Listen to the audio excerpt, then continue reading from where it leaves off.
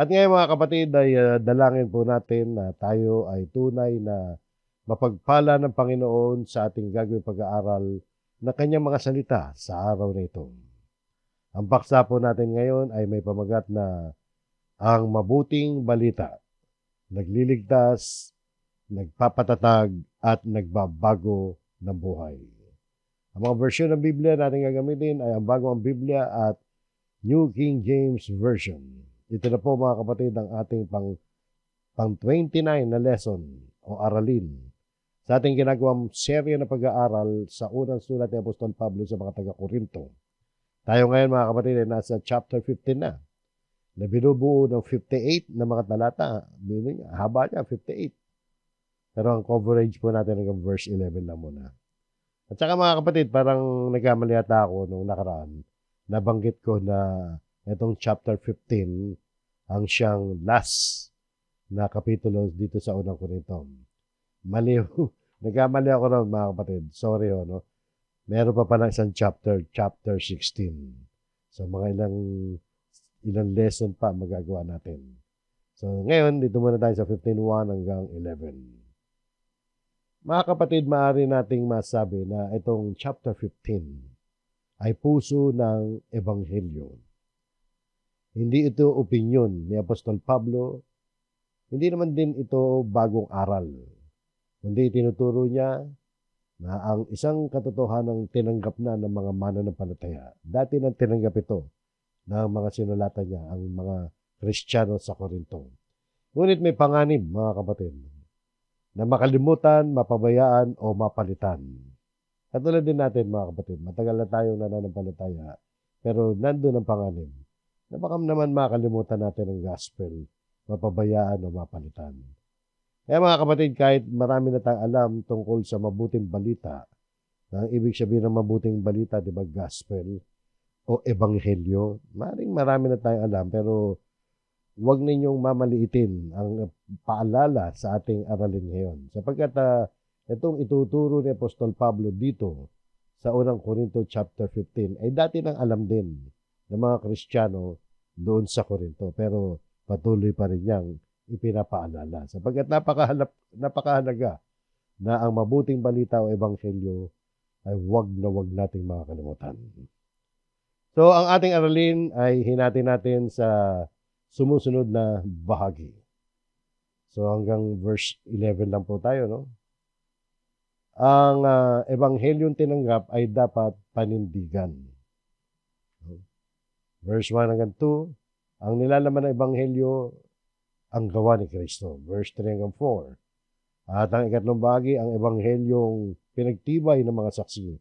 Verse 5 hanggang 8. At ang biyayang nagpapakumbaba at nagbabago. Verse 9 hanggang 10. At ang huling talata natin mamaya ay isang mensahe, isang pananampalataya.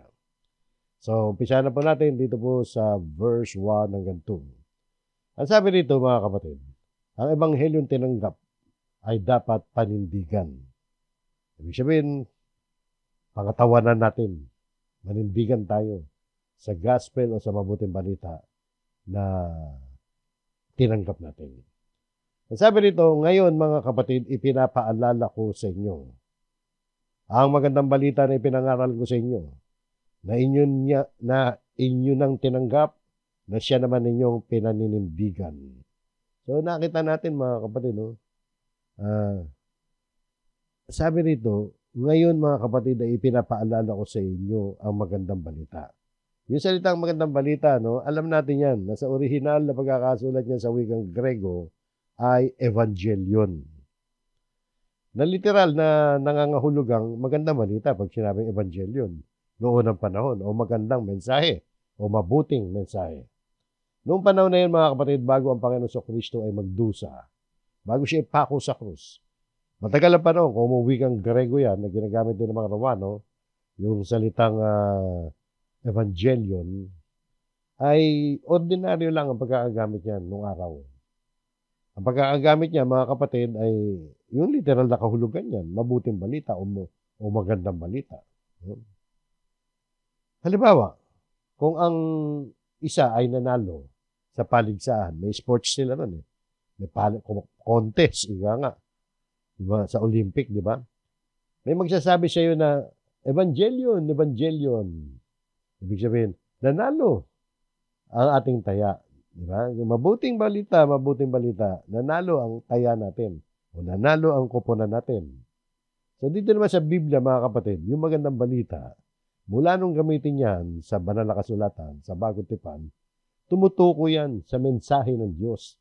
Mensahe ng Diyos na nagdudulot ng kaligtasan at pag-asa sa mga nakikinig. Kaligtasan ng ating mga kaluluwa. Pag-asa, hindi lamang sa buhay nito, maging sa buhay na darating. More sa buhay na darating, kung tutuusin. Ipinapakita ng paniralang ito, no, na ang mensaheng ipinangangaral ni Pablo ay hindi basta impormasyon lamang, kundi isang magandang balita para sa ating mga kaluluwa.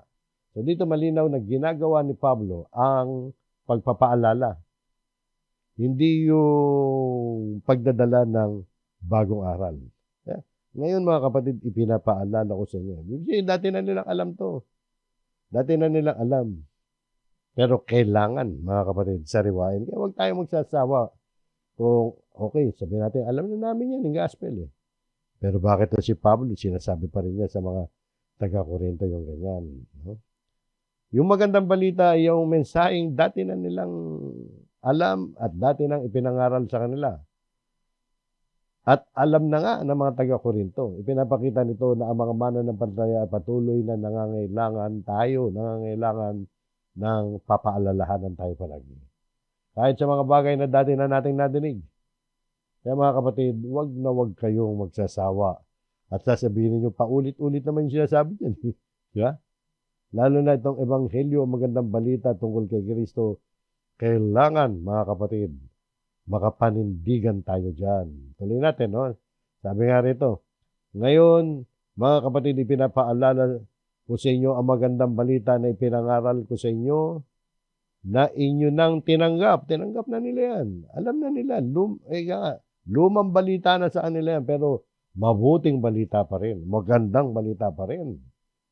At ang sabi rito na siya naman ninyong pinaninindigan. Pag sinabi nga pa ng tinanggap, mga kapatid, sinampalatayanan. Narinig nila ang pangangaral ng ebanghelyo na ipinangaral ko sa inyo. So, yung ebanghelyo ipinangangaral. At ang obligasyon natin, kapag nakarinig tayo na pangangaral ng ebanghelyo, ay dapat tanggapin natin.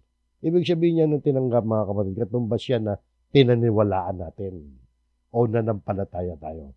Ang ebanghelyo, mga kapatid, ay hindi sapat na nadinig lamang o nalaman lamang natin. Ito ay dapat tanggapin ng puso natin at isinasa buhay. Kaya sabi sa sumunod na siya naman ninyong pinaninindigan. So mga kapatid, dito nakita natin ang patuloy na katayuan ng mga mananampalataya. Continuous status natin yan. Naninindigan tayo. Ang tinanggap nilang mensahe ay siya ring pinaninindigan hanggang sa mga sandaling sinulat ni Pablo yan. Sasalin sa King James Version, mga kapatid, New King James Version sa ilalim, and in which you stand. Nagpapahiwatig na isang patuloy na matatag na kalagayan. Pinapayag nito na ang magandang balita na patuloy na tinatayuan at pinananatilihan ng mga mananampalataya. So mga kapatid, yung gospel kailangan maging matatag ang ating kinatatayuan sa ebanghelyo. Sa sumunod na talata ay lalo pang idiniin ni Pablo ang paninindigan na dapat nating taglahin tungkol sa ebanghelyo. Yan ang pinaka-importante sa ating pagiging Kristiyano. Yung mabuting balita na ipinangaral sa atin ay ating tinanggap, sinasampalatayanan at nananatili tayong matatag dyan. Ano ba yung mabuting balita? Di ba tungkol sa kaligtasan ng ating mga kaluluwa? Tuloy po natin. Nasa pamamagitan nito ay ligtas kayo. Ano ibig sabihin yan? Sa pamamagitan nito, yung pananalang ito, mga kapatid, ay nagpapahayag yan ng ang ebanghelyo, ang kasangkapan, means ng kaligtasan. Ibig sabihin ay sa pamamagitan ng magandang balita o ebanghelyo, na binanggit sa unang talata kanina na pinag-uusapan ngayon dito, ang ebanghelyong ipinangaral ni Pablo at tinanggap ng mga taga-Korinto, ipinapakita ni Pablo ngayon na ang kaligtasan ay nakapaloob at nakaugat sa ebanghelyo. Hindi sa ibang karanasan. Hindi sa gawa natin, hindi sa karunungan ng tao. Sa pamamagitan nito, sa pamamagitan ng ebanghelyo na tinanggap, pinananatilihan, ligtas tayo mga kapatid. Kaya may kaugnayan sa kaligtasan yan. Kung hindi tayo mananatili, mga kapatid, tingnan niyo mga kondisyon. Sa pamamagitan nito, kayo ay ligtas kung, di ba, conditional? Ang pag-ibig ng Diyos ay unconditional, sabi na iba. Tama naman yun sa aspeto na inalok niya ang kaligtasan para sa lahat. Pero ang pag-ibig ng Diyos, mga kapatid, na nagre-resulta sa kaligtasan, kapag hindi mo tinanggap yan, hindi mo pinangawakan yan, mawawala sa atin yan. Dahil sabi mo, kung, ibig sabihin, conditional yan. Yan ang kondisyon. Kung matatag ninyo itong panghahawakan. So, nakita natin, kondisyon. Umaga sa kontrata o batas, conditional clause. Hindi upang ipahiwatig ng ebanghelyo ay pansamantala lamang, kundi upang idiin ang patuloy na paninindigan sa tinanggap na mensahe. Huwag nating bibitiwan, mga kapatid, ang mensahe ng kaligtasan, ang pananampalataya kay Kristo. Sabi rito kung matatag ninyo itong pangahawakan. Kundi, ika nga, idinidiin dito mga kapatid, kung hindi natin matatag pangahawakan yan, hindi mawawala sa atin ang kaligtasan. Yung panghawakan mga kapatid, ibig sabihin yan, nagpapahiwatig niya ng patuloy, aktibo sa pagpapanatili sa ebanghelyo. Hindi tayo umaalis sa ebanghelyo. Hindi lamang isang paunang tanggapin, hindi once mo lang tatanggapin yan. Kundi isang nananaig na paninindigan sa katotohanan nito. Patuloy yan. Dapat ang status natin sa buong buhay natin. Mula nung tinanggap natin ang ebanghelyo, dapat matatag tayo dyan, hindi tayo umalis. Kaya nga sabi niya, sumunod pa, mabigat tong sumunod. Malibang kayo sumampalataya ng walang kabuluhan. Pwede pala yun Pwede pala mangyari ng isang tao nanampalataya ng walang kabuluhan. Di ba? Ibig sabihin, yung pananampalataya niya, mauwi lang sa walang kabuluhan, walang kwenta. Bakit? Sa konteksto ng talata. Dahil hindi siya nanindigan, hindi siya naging matatag.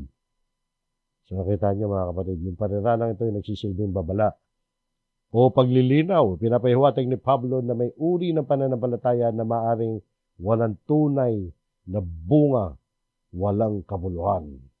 Isang paniniwalang hindi nananatili, hindi humahawak, at hindi tumitindig sa ebanghelyo. Kundi kinikilala rito mga kapatid ang posibilidad ng isang panlabas at pansamantalang pananampalataya lamang. Yung mga nananampalataya sa una lamang na walang tunay na pagkapit sa ipinangaral na mensahe. Kaya dito mga kapatid ay pinapakita ng talatang ito na ang kaligtasan ay nakaugat, nakabaon sa ebanghelyo. Pag walang ebanghelyo, walang kaligtasan. So dapat nananatili tayo nakatayo, nakabaon sa ebanghelyo.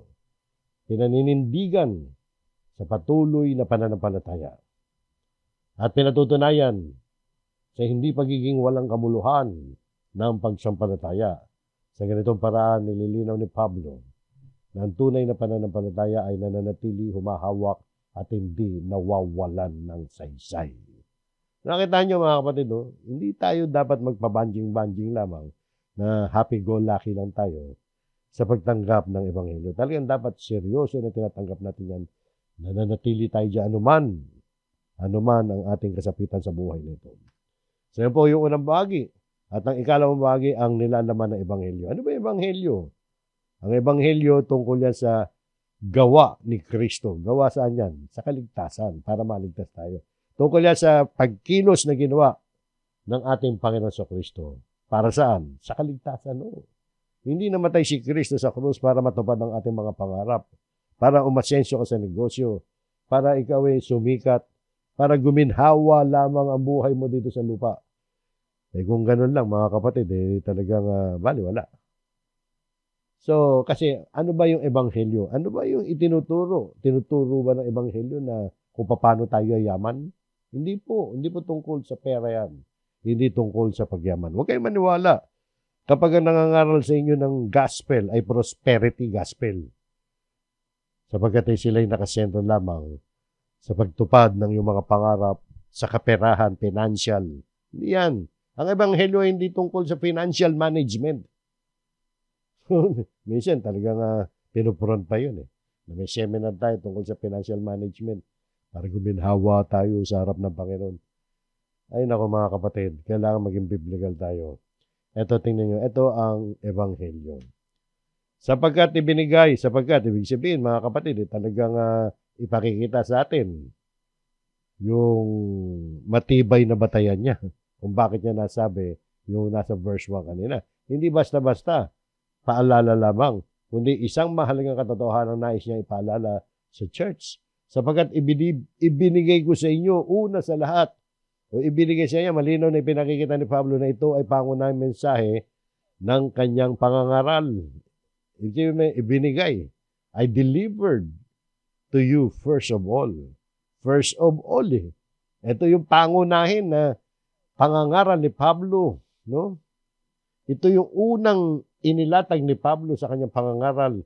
At ito ang pundasyon ng lahat ng kanyang itinuturo o itinuro sa kanila. Ano yung binigay sa inyo? Una sa lahat, ang akin ding tinanggap. So, tinanggap niya lang kay Kristo yan. Hindi kanyang invento yan. Tinanggap niya kay Kristo at ipinapasa sa mga pinangangaralan niya, gaya nitong mga taga-Korinto. At ipinasa din sa atin.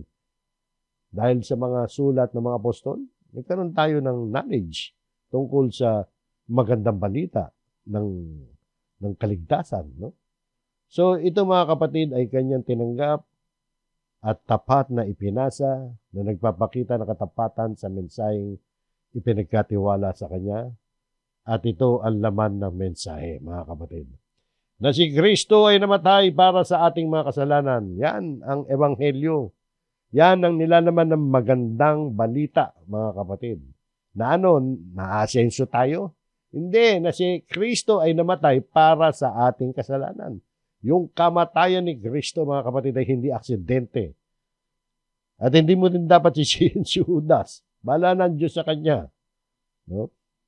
Talagang si Kristo nung nasa langit bago siya bumaba rito, alam niya ang kanyang misyon. At ang kanyang misyon, mamamatay siya para sa ating kasalanan.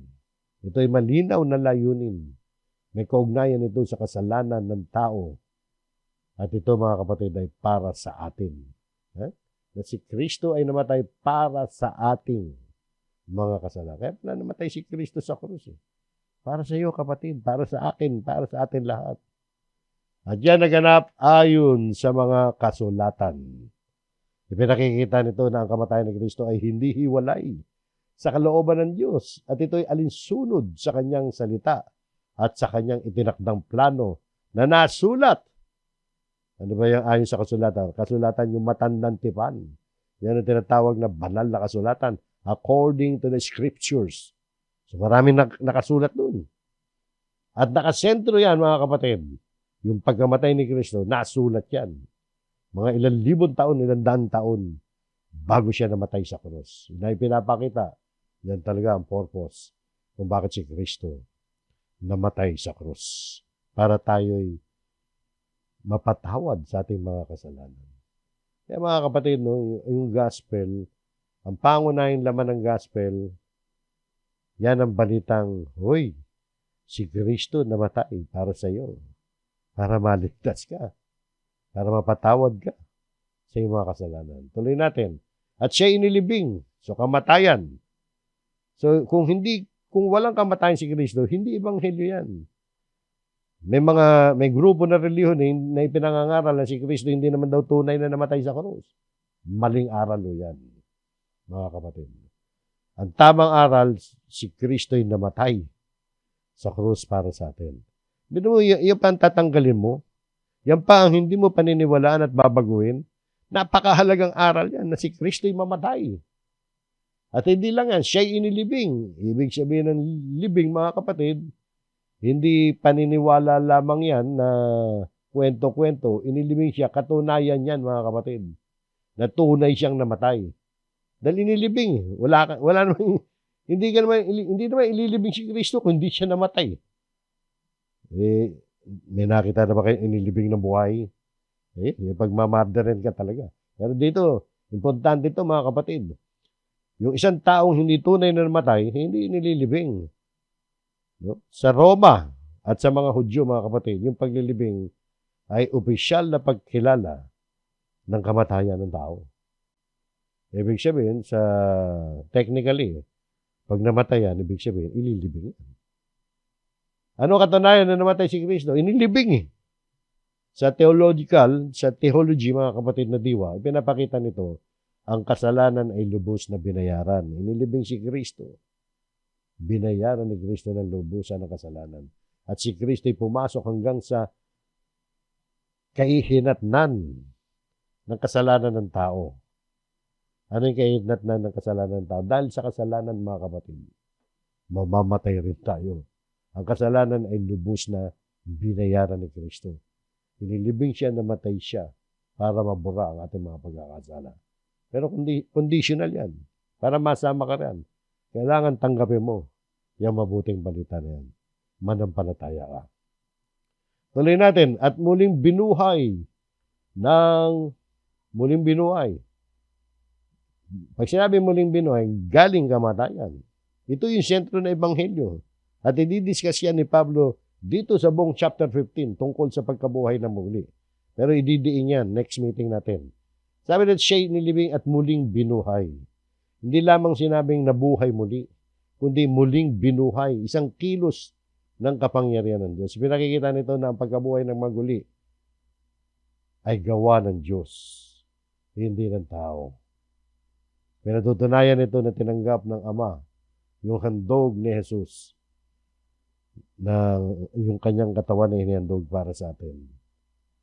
Dahil nabuhay siya. Pag alam nyo, dito makikita natin ang pagkabuhay ng magaling ni Kristo ay yan ang nagpapahiwatig na nagtagumpay si Kristo laban sa kamatayan.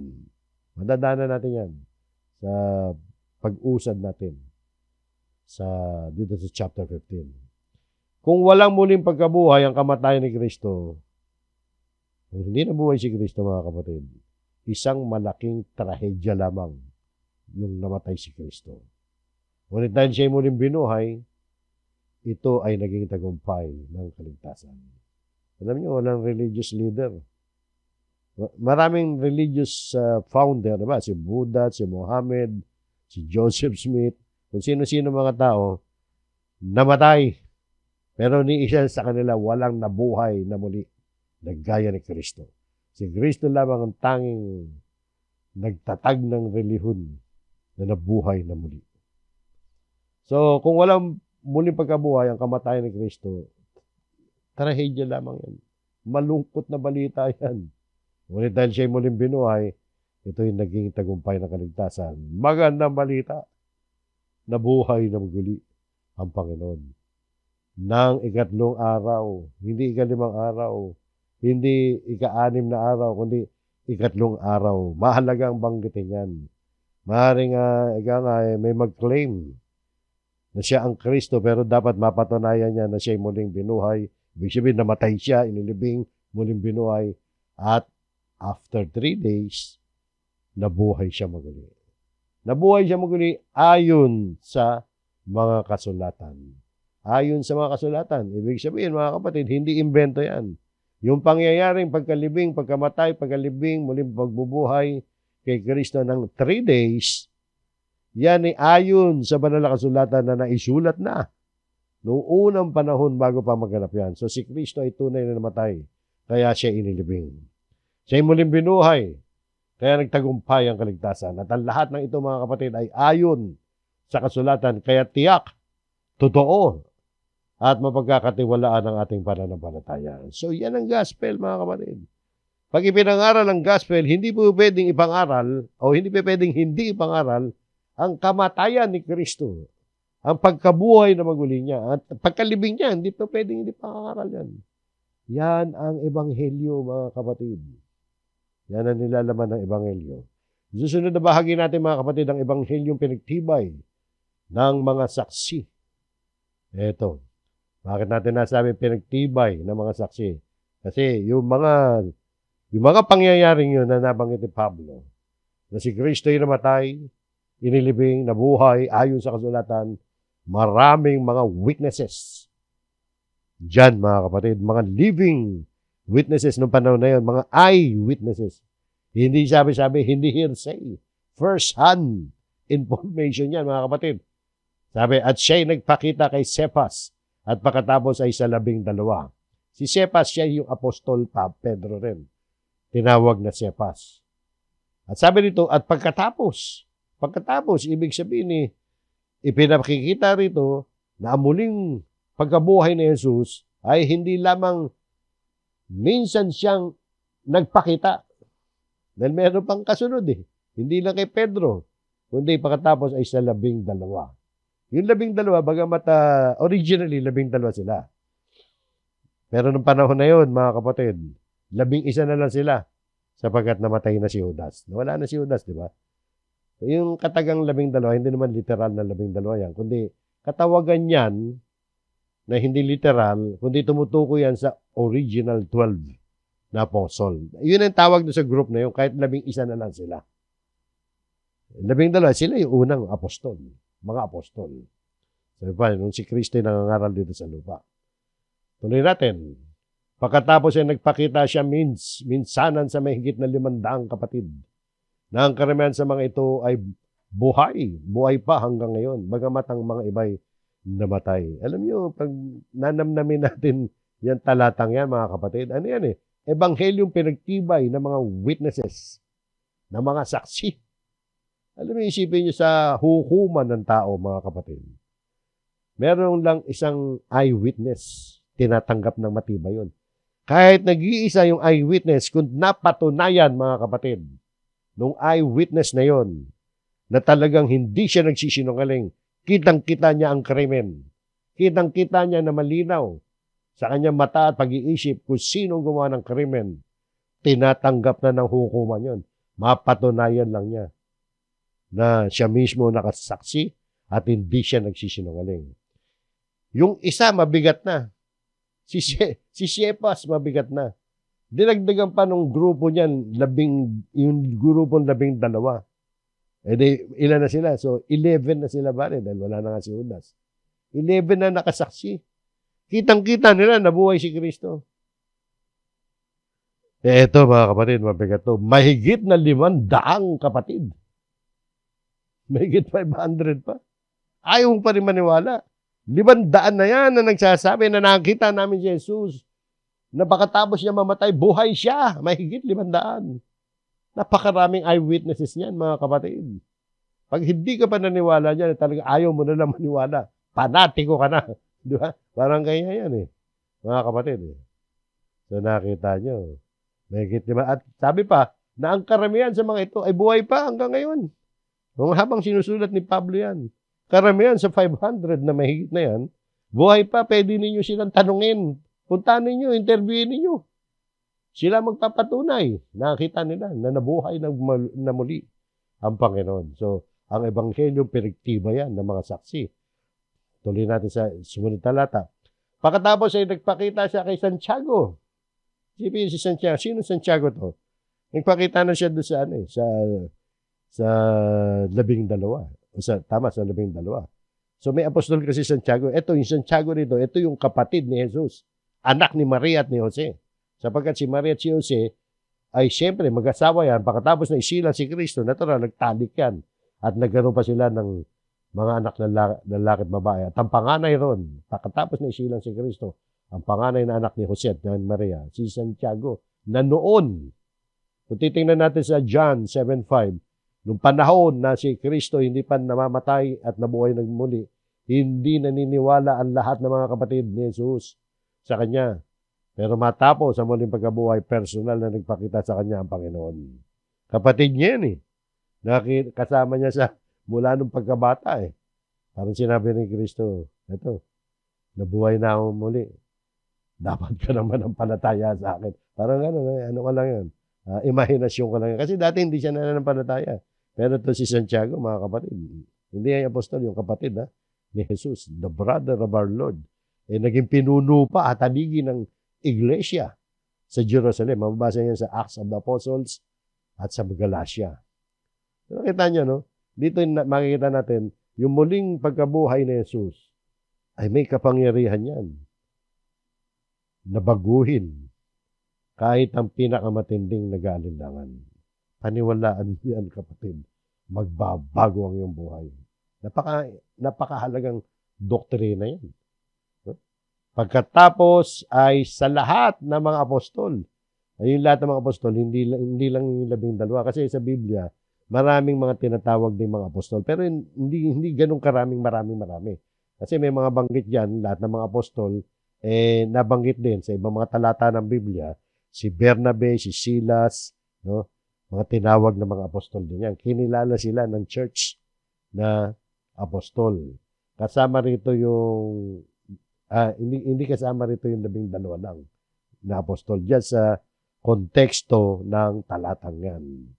Ang apostol kasi, mga kapatid, ang isa sa mga kahulugan yan, mga taong isinugo na binigyan ng otoridad para magpatotoo at mangaral.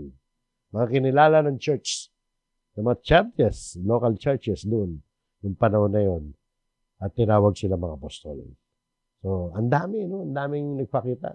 At sa katapusan daw, ibig sabihin ng katapusan dito, na sa huli, then last of all, no? Pinapakita ni Pablo, siya itutukoy niya.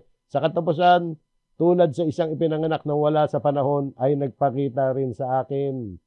So dito pinapakita ni Pablo, siya yung huli na pinagpakitaan ni Jesus. Kasi si Jesus ay nasa langit na eh. Pero kahit si Jesus ay nasa langit na personal, na nagpakita sa kanya ang ating Panginoon Kristo.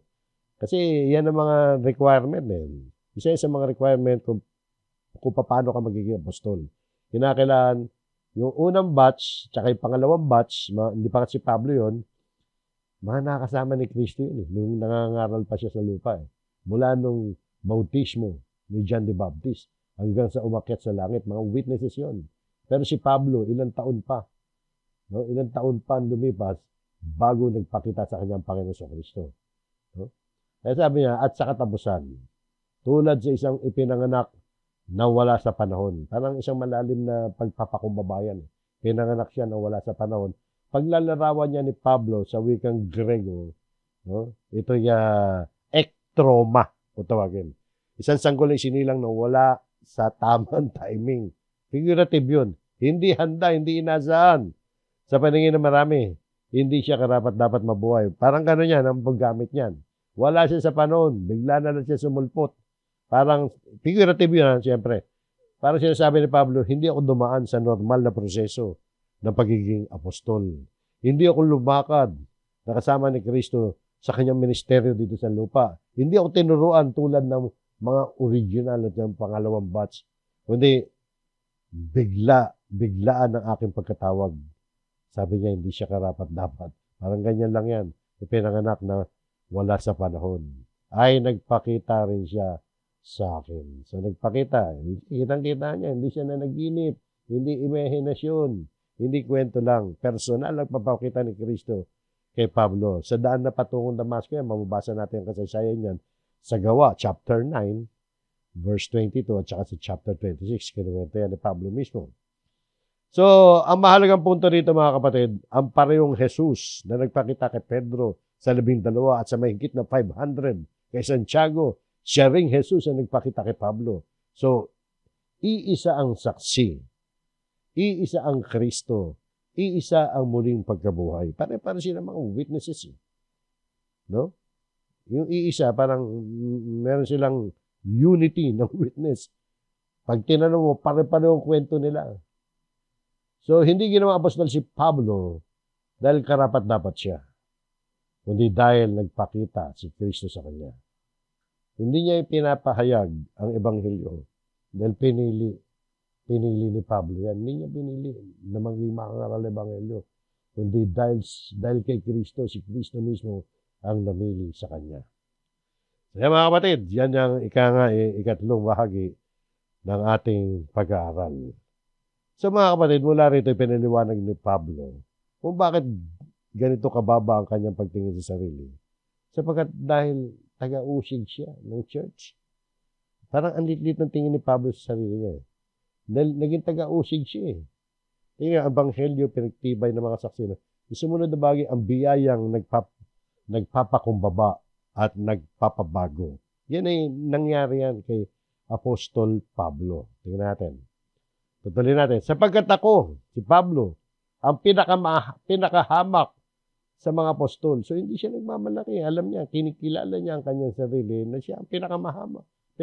Bakit niya nasabi na pinakahamak siya? At hindi karapat-dapat na tawaging apostol. Bakit hindi siya karapat-dapat tawaging apostol? Pero, sa kabila dyan, nagpakita si Kristo, tinawag siyang apostol. Sapagkat inusig ko ang iglesia ng Diyos. Matindi pala yung ginawa niya. Inusig niya ang iglesia ng Diyos. Paano niya inusig yan, mga kapatid? At doon, makikita natin kung ano ba yung iglesia. Hindi pangalan ng sekta yan, ha? Sa panahon natin ngayon, may nagkiklaim. Sila lang daw ang tunay na church na itinayo ni Kristo dahil ang pangalan nila ay Church of God. Hindi yun, hindi ganun yun. Sobra babaw naman ang interpretasyon nun. Pinapakita lang dito, ang inusig ni Pablo, mga tao na nananampalataya kay Jesus. Pag inalukay natin ang kasaysayan, sino ba mga inusig ni Pablo? Mga taong nananampalataya kay Jesus, mga lalaki at mga babae na tumanggap kay Jesus. Yun mga inusig ni Pablo. At ang inusig na yun ng mga lalaki at mga babae sumasampalataya kay Jesus ay tinawag niyang Iglesia ng Diyos. So, mabigat yung yung naging kaso niya, di ba? Mabigat yung ginawa niya. Inusig niya yung mga nananampalataya kay Kristo. Na dito nakita natin sa kabuuan ng talatang ito yung nagpapakita ng taus-pusong pag-amin ni Pablo na kanyang nakaraan at ng kanyang mapagkumbabang pagtingin sa sarili bilang apostol. Hindi batay sa sariling karapatan yan, kundi sa malinaw na pagkaunawa sa bigat ng kanyang dinaanang dating kasalanan. Mabigat yung kasalanan niya. Sabi sa kanya ni Kristo, Pablo, bakit mo ako pinag-uusig? Saulo pa pangalan niya nung araw. Saulo, bakit mo ako pinag-uusig? Hindi naman direktang nakaharap ni si Kristo nung nag-uusig siya. Sino inusig niya? Yung church. Yung mga lalaki at babae sumasampalataya kay Jesus. Kaya mga kapatid, dito nakikita natin, isang biyaya yan na si Pablo umabot sa pagpapakumbaba dahil nabago siya ng pagkabuhay na maguli ng Panginoon sa Kristo. Nagkaroon siya ng close encounter sa Panginoon. Tuloy natin sa verse 10. Subalit sa pamamagitan ng biyaya ng Diyos, ako ay ako. So dahil sa biyaya ng Diyos, regalo, grace of God. Kaya siya, ako ay ako. Ibig sabihin, kaya ako naging apostol. Dahil naawa, nabiyayaan ako ng Panginoon. At ang kanyang biyaya na ibinigay sa akin ay hindi nawawalan ng kabuluhan. So, biyaya yun. Binigyan ng pagpapahalaga ni Pablo yun. At sinikap niya na hindi mawalan ng kabuluhan yung biyayang yun. Biyaya yun, tanggapin niya na siya'y piniling apostol ng Panginoon sa Kristo. Nagsasaad yan na ang biyayang yun ay may naging malinaw na bunga. Nagkaroon ng magandang resulta yun. Hindi na sa buhay ni Pablo, kundi sa buhay ng maraming tao sa mundo. Bakit ko nasabi mundo? Kasi alam nyo, tingnan nyo yung New Testament. Como si Pablo, mga kapatid, ay sinugo ni Jesus. Apostol siya para sa mga hentil. Yung tawag sa ibang talata sa kanya. Tingnan nyo yung New Testament, mga kapatid. Majority ng mga sulat dyan, si Pablo ang sumulat. Si Pablo naglakbay ng aral na nakarecord sa New Testament. Puro aral naggaling kay Apostol Pablo at siyempre, galing siya Diyos yan, mga kapatid. So, ipinapahiwatig ni Pablo na ang biyaya ng Diyos ay hindi nasayang o hindi naging walang saysay sa kanyang buwan. Sa halip, ako'y naglingkod ng higit kaysa kanila. Hindi siya nagyayabang. Pero kasi kung titingnan talaga natin, gaya ng sabi ko, majority na sulat niya sa New Testament, sa kanya galing. Hindi na ibig sabihin na nagyayabang siya kung paglilingkod ang sinasabi niya rito. Naglingkod siya ng higit kaysa kanilang lahat. Ibig sabihin, kung titingnan, siya ang pinakamaraming accomplishment. Pero dinugtungan niya agad yan para hindi siya ma-misinterpret. No? Na mayabang siya. Bagamat hindi ako, hindi daw siya. Kundi ang biyaya ng Diyos na nasa akin. Ibig sabihin, sa ganyan paraan, inalis ni Pablo yung sarili na maging mayabang siya. Ibinabalik niya ang kapurihan sa Diyos. Nagpapasalamat siya sa Diyos, kaya niya ginawa niya dahil sa biyaya, binigay sa kanya ng Diyos yan. So dito pinapakita ng talatang ito ay ugnayan ng biyaya at paglilingkod. Ang biyaya ng Diyos ang pinagmulan. Ang nagpapalakas at nagbibigay bunga sa gawain ni Pablo at ang kanyang pagsisikap ay totoo at aktibo. Ngunit ang pinakaugat ng tunay na dahilan nito ay ang biyaya ng Diyos na kumikilos sa loob niya. Kaya mga kapatid, sa ating mga paglilingkod, kung meron man tayo accomplishment, huwag nating isipin na 100% dahil sa kagalingan natin. Kaya nagawa natin.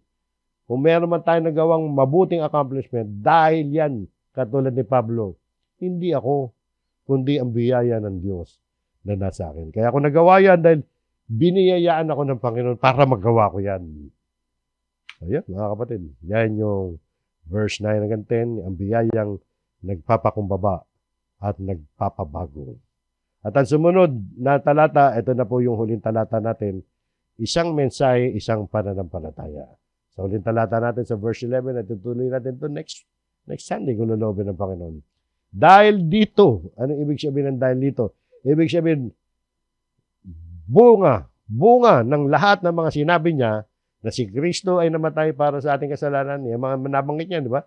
Inilibing siya, muling binuhay siya ng ikatlong araw, siya ay nagpakita sa maraming saksi dahil sa katotohanan yan. At sa iba pang mga sinabi niya. Dahil dito, maging ako o sila. Dito pinapakita ni Pablo ang isang mahalagang prinsipyo. Hindi mahalaga kung sino ang tagapangaral. Dahil sabi niya, maging ako o sila, maging siya man, o ang ibang mga apostol, o ang ibang mga ngaral. Iisa lang ang mensahe. Walang ibang ebanghelyo. Walang sariling bersyon si Pablo. Wala rin sariling bersyon si Pedro at si Santiago at yung iba pang mga naging saksi. Ang sentro ay iisa. Ang muling pagkabuhay ni Jesus. Yung dulo nun eh. Nandun yung accomplishment. Nandun ang pagtatagumpay. Sapagkat kung nanatiling patay, ang Panginoon Kristo hindi siya nabuhay na maguli. Bigo ang misyon. Pero hindi. Nabuhay na maguli. At yan, mabigat natin tatalakayin next na pagkakataon. Dahil dito, maging ako o sila, sa gayon kami ay nangaral. So, tungkulin ng mga apostol na mangaral, tungkulin ng mga witnesses na mangaral. Hindi lang si Pablo, kundi sila lahat. So, nakita nyo, no? Hindi yung kanilang sarili ang kanilang pinangaral. Hindi yung kanilang karanasan ang kanilang pinangaral. Hindi ang kanilang filosofiya ang kanilang pinangaral, kundi ang ginawa ng Diyos sa pamamagitan ni Kristo. At pansinin ninyo, dahil dito maging ako o sila, sa gayon kami nangaral, at kayo naman ay nanampalataya. Yung mga taga-Korinto, ang dami problema sa Korinto, pero isa sa masasabi nating magandang katangian nila, nanampalataya sila. Yan ang pangunahing magandang katangian nila. Nanampalataya sila sa Ebanghelyo, sa pagkamatay ni Kristo, pagkabuhay maguli ni Jesus. Nakita nyo, dahil dito, maging ako o sila, sa gayon kami ay nangaral. At kayo naman ay nanampalataya. Yan ang inaasahan na maging resulta dapat ng pangangaral na ang mga nakikinig ay tubuan ng pananampalataya kay Kristo. So yun po mga kapatid, ang nilalaman hanggang verse 11, tungkol yan sa nagliligtas, yung mabuting balita, yung ebanghelyo. Nagliligtas, nagpapatatag, at nagbabago ng buhay. Nabago mga buhay nila. Kaya mga kapatid, sa natapos nating section na ito, mahaba kasi ito, hanggang 58 eh. Kaya ginugutay-gutay natin. Dito sa section na ito, no, ay parang sinabi ni Pablo, to summarize, ganito ang ebanghelyo, ganito ito'y pinangaral, at ganito kayo nadigtas. So, kailangan, ano yung nadinig natin? Hindi tungkol sa buhay na ito. Hindi tungkol sa material, kundi sa pagkamatay ni Kristo sa krus at pagkabuhay na maguli niya. Nakita niyo, no? At dito natatapos mga kapatid yung ating pagninilay dito sa verse 1 hanggang 11. Ang Ebanghelyo ay hindi tungkol sa pagyaman, hindi tungkol sa pagtupad ng ating mga pangarap sa mundong ito, hindi tungkol sa pag-angat ng estado sa buhay, kundi tungkol sa ginawa ni Kristo. Tandaan yan. Ang gospel tungkol sa ginawa ni Kristo. Ano yung nagawa niya? Namatay, inilibing at muling binuhay para sa kaligtasan. Kung iisa ang ebanghelyo na ipinangaral at iisa ang pananampalataya, tumugon dito, ang tanong ang tanong na lamang ngayon mga kapatid na natitira, nananatili ba tayo? Nananatili ba tayo sa ebanghelyong yan? O lumihis na tayo sa ibang mensahe? Huwag niyong bibitiwan yan mga kapatid. Yung natutunan natin dito. Huwag tayong huminto. So yan mga kapatid, tayo'y dire-diretso lang. Tayo'y magbulay-bulay sa ating pinag-aralan. Sa sentro ng pangangaral ng Ebanghelyo. Yan mga kapatid, tungkol sa kamatayan at pagkabuhay ng magaling ni Jesus. Hanggang dyan mga kapatid, maraming salamat po sa inyo. Naway pagpalain tayo ng Panginoon. Magsitibay tayo sa Ebanghelyo na ating tinanggap hanggang kamatayan. Tayo po'y muling manalangin.